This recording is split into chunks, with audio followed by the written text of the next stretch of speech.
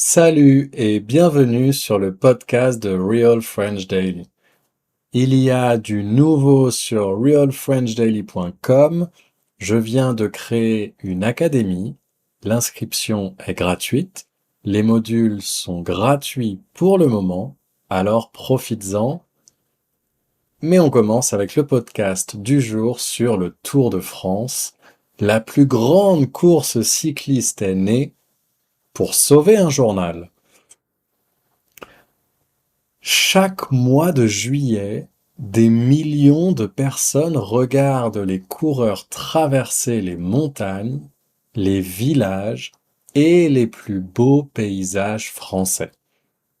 Mais sais-tu que cette compétition n'a pas été créée pour le sport?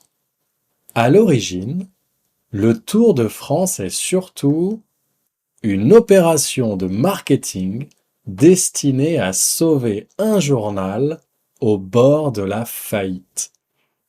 Alors, comment une simple idée lancée au cours d'un déjeuner est-elle devenue l'un des plus grands événements sportifs au monde? Allez, c'est parti. Revenons plus de 120 ans en arrière. Nous sommes au début du XXe siècle. À cette époque, il n'y a ni télévision, ni réseaux sociaux, ni Internet. Pour suivre l'actualité, les Français lisent les journaux. Et parmi les sujets les plus populaires figure déjà le sport. Le journal le plus célèbre s'appelle Le Vélo. Il domine largement le marché et vend chaque jour des milliers d'exemplaires. Mais un événement politique va tout bouleverser. À la fin du XIXe siècle, la France est profondément divisée par ce qu'on appelle l'affaire Dreyfus. Sans entrer dans les détails, cette affaire oppose les Français pendant plusieurs années. Le directeur du journal, Le Vélo, prend publiquement position. Cette décision ne plaît pas à certains grands industriels du secteur du vélo et de l'automobile. Il décide alors de financer un nouveau journal sportif. Son nom, l'Auto-Vélo. L'objectif est simple, concurrencer le journal Le Vélo. Mais les débuts sont difficiles. Très rapidement, la justice oblige le nouveau journal à abandonner le mot vélo dans son titre. Il devient simplement l'auto. Le problème, c'est que les ventes restent très faibles. Le journal perd de l'argent et son avenir semble compromis. Les dirigeants cherchent désespérément une idée capable d'attirer les lecteurs. Puis arrive ce qui ressemble presque à un coup de génie. En novembre 1902, plusieurs journalistes se retrouvent autour d'un repas. Au cours de la discussion, un jeune journaliste, Géo Lefebvre, lance une idée complètement folle. Pourquoi ne pas organiser une course cycliste qui ferait le tour de toute la France? À l'époque, personne n'a jamais imaginé une compétition d'une telle ampleur. L'idée paraît presque irréalisable. Pourtant, Henri Desgranges, le directeur du journal, comprend immédiatement son potentiel.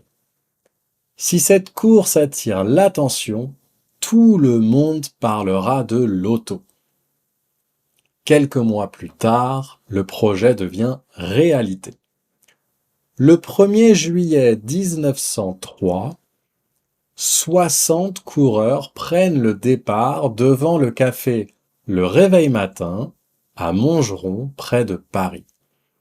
Le parcours est gigantesque. En 6 étapes seulement, les participants doivent parcourir près de 2430 kilomètres. Pour comparer, le Tour de France moderne compte environ 3500 kilomètres, mais il est réparti sur 21 étapes, ce qui rend chaque journée beaucoup moins longue. En 1903, certaines étapes dépassent les 400 kilomètres. Les cyclistes roulent parfois plus de 18 heures d'affilée. Les cyclistes roulent parfois plus de 18 heures d'affilée. Et contrairement aux coureurs d'aujourd'hui, ils ne disposent pratiquement d'aucune assistance.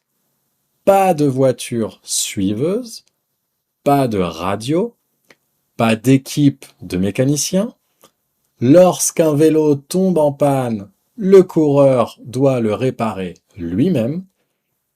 S'il casse une roue au milieu de la nuit, personne ne vient l'aider.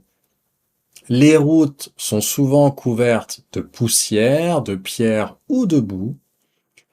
La plupart ne sont même pas goudronnées. Les participants roulent de jour, mais aussi de nuit.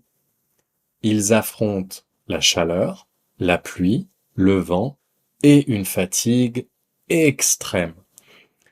Certains s'endorment quelques minutes au bord de la route avant de repartir. D'autres abandonnent complètement. Sur les 60 participants du départ, seuls 21 terminent la course. Le vainqueur s'appelle Maurice Garin.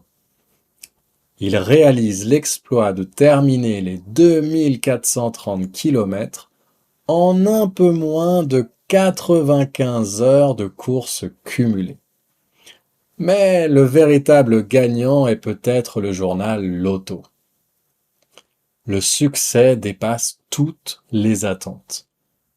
Les lecteurs se passionnent pour cette aventure hors du commun, les ventes du journal explosent, et quelques années plus tard, Loto devient le quotidien sportif le plus lu de France. Finalement, cette course imaginée pour sauver un journal devient un événement national. Aujourd'hui, le Tour de France est suivi dans plus de 190 pays. Les images sont diffusées à la télévision auprès de centaines de millions de téléspectateurs.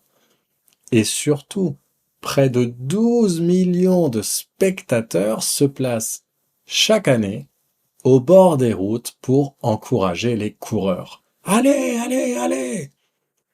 C'est tout simplement l'un des événements sportifs gratuits les plus fréquentés au monde. Plus d'un siècle après sa création, le Tour continue d'évoluer. Les vélos sont devenus beaucoup plus légers, les coureurs portent des casques, utilisent des équipements très sophistiqués et sont entourés d'équipes complètes composées de mécaniciens, de médecins, de nutritionnistes et de directeurs sportifs. Mais l'esprit de l'épreuve reste le même. Traverser la France en repoussant ses limites. Et penser que tout cela est né d'une simple conversation entre quelques journalistes, comme quoi une idée qui paraît complètement folle peut parfois changer l'histoire. Et toi, aimerais-tu assister au passage du Tour de France au bord de la route? Ou préférerais-tu suivre la course tranquillement à la télévision? N'hésite pas à réfléchir à cette question. Merci d'avoir écouté ce podcast de Real French Daily et à très bientôt pour un nouvel épisode.